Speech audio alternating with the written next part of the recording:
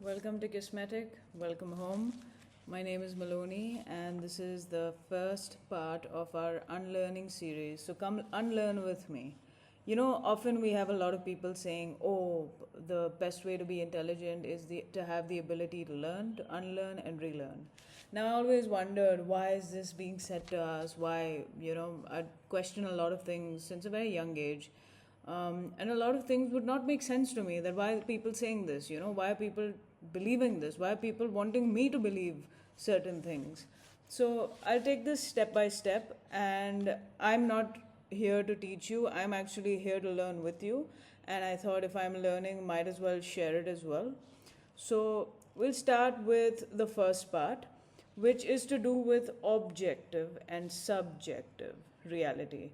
Now, objective reality is seeing things as it is, okay? And in fact, Immanuel Kant, if I'm saying his name right, Immanuel Kant, anyway, whichever works for you. So he actually brought up he brought up the subject of something called the nomina. Okay, so nomina is the object as it is, you know, and so that makes it an objective reality, which is the nomina. And a subjective reality is basically what happens when you and I are looking at the same mango, but for you it's doing something else, and for me it's doing something else. It's as simple as me looking at a mango, remembering that when I was a child, oh, someone threw this mango at me, and then I just don't have a good memory about it. And because of that, I'm looking at it and just like, And whereas you are looking at that same mango and you're just remembering the sweetness and how when your childhood you waited for summer so that you could just pluck those mangoes and eat them. So we're looking at the same thing, but we are having completely different reactions. Now, this happens because we are looking at our everyday life, people, objects, everything through our senses.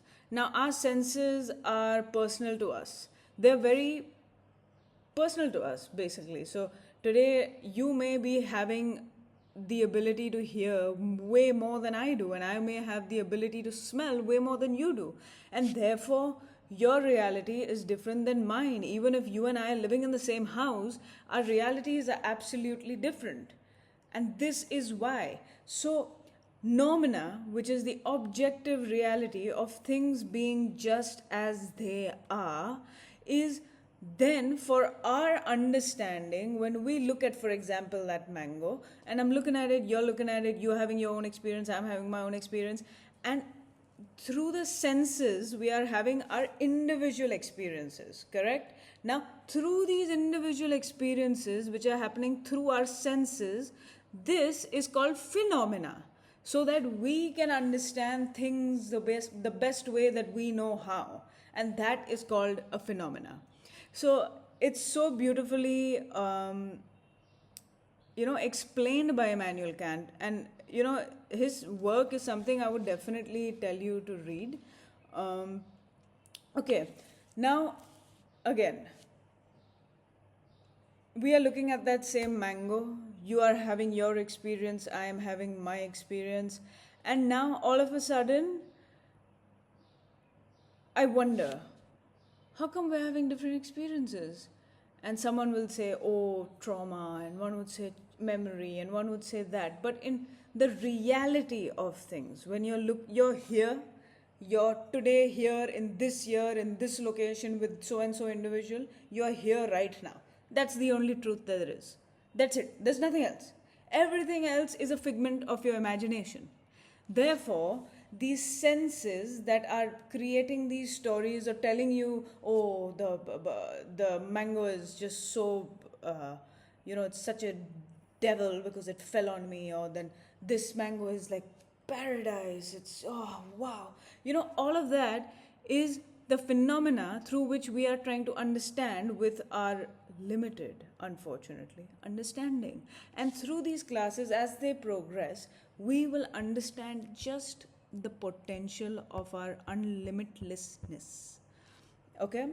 So, Now that we know that the phenomena is basically because of our imagination, it is because of our imagination, because you have imagined this of the past and you have imagined this of the past. Now your experiences are different and therefore a phenomena.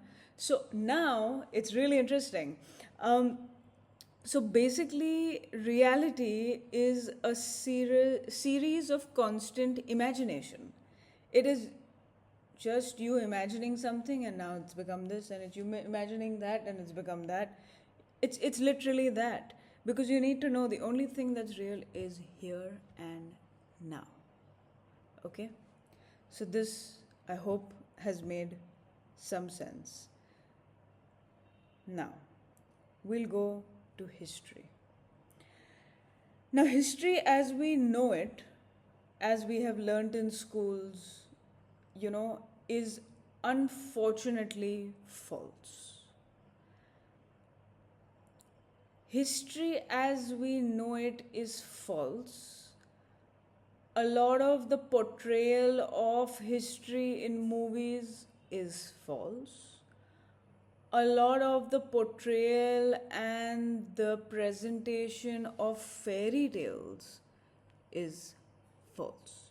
Now you can go on YouTube and you can go and see the reality of Cinderella and the reality of Winnie the Pooh, and you'll get a real picture about these things. Go and check all your fairy tales. Now when it comes to history, okay, what we have been learned in school is a form of brainwashing. We are told and made to believe certain things about our history which are not true. Now, they're like these false chips that are implanted into our brains on a very literal level. And I need you to hear me out. Stay patient. Stay patient the first few classes, you will get the picture. Okay? Now, why would someone do something like this? And firstly, I'm sure a lot of you have questions. Oh, who would do this? Why would they do this? The answer is power. Okay? Now you tell me, let's take Elon Musk for an example. Why did he open his own school? Something Ad Astra, I think it's called. Why did he open his own school? He can send his sons to the Harvard and Stanford and Princeton and all of these lavish schools, but why did he open his own school? Why are more and more couples homeschooling their children? It's something you must ponder on. It's something you must think for yourself.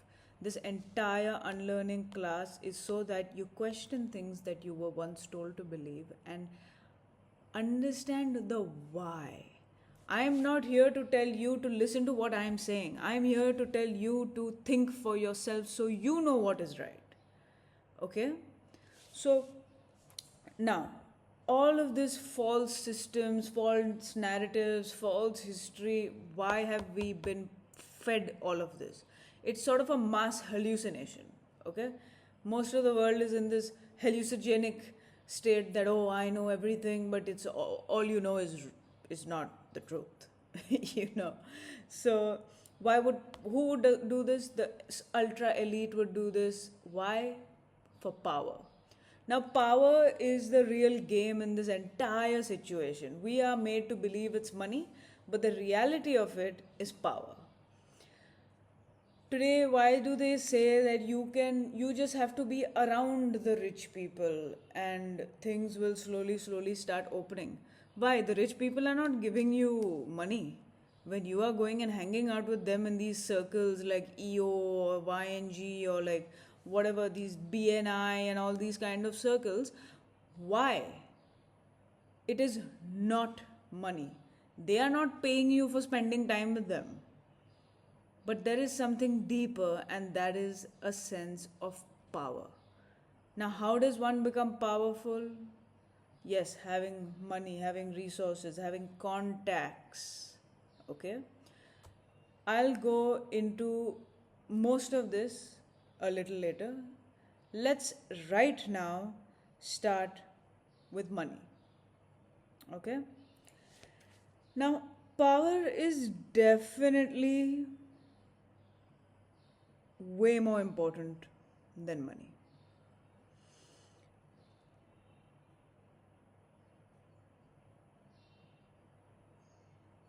My entire purpose of this unlearning series is to make sure that you understand the amount you are brainwashed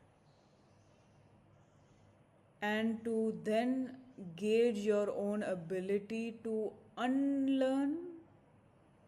And through that process, I will be here learning right with you. And I thought, why not just record it while I do it? Hopefully, it will help others because this is something we need to feel fulfilled. It is important for us to see the world in the way that we must see it instead of the way that is thrusted upon us.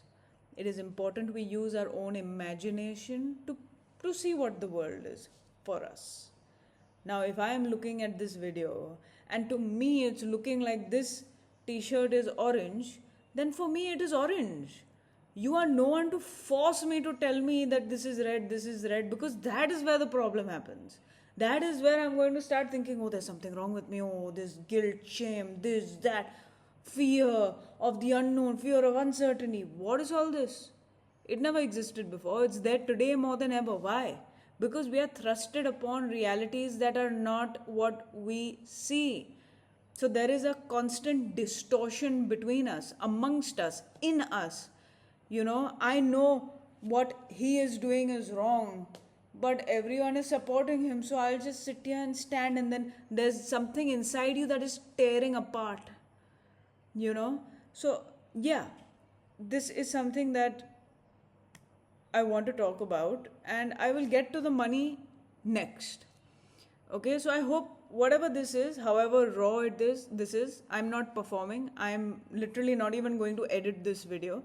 I hope you join me on this unlearning series and unlearn with me so that we can see things for what they are. If someone's trying to manipulate us, we immediately know they're trying to manipulate us either because they think they're too smart and they're manipulating us, or number two, they are deeply manipulated and they want us to believe what they believe.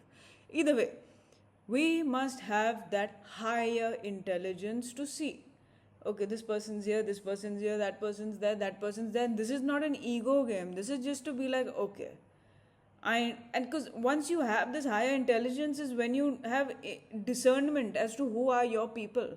Otherwise, you'll think every other person is your person. Otherwise, you'll think every rich person is the best friend to be with. But most of the rich people are also uneducated in the highest sense. Here in the Unlearning series, what we learn is true education. It's the real education that we are not taught. That's why they say, learning does not stop in college, does not stop in school. It is essential to continue learning. And this is that continuation. So welcome to the Unlearning series, and the next chapter is money. Thank you for listening, and I hope to continue in the next series.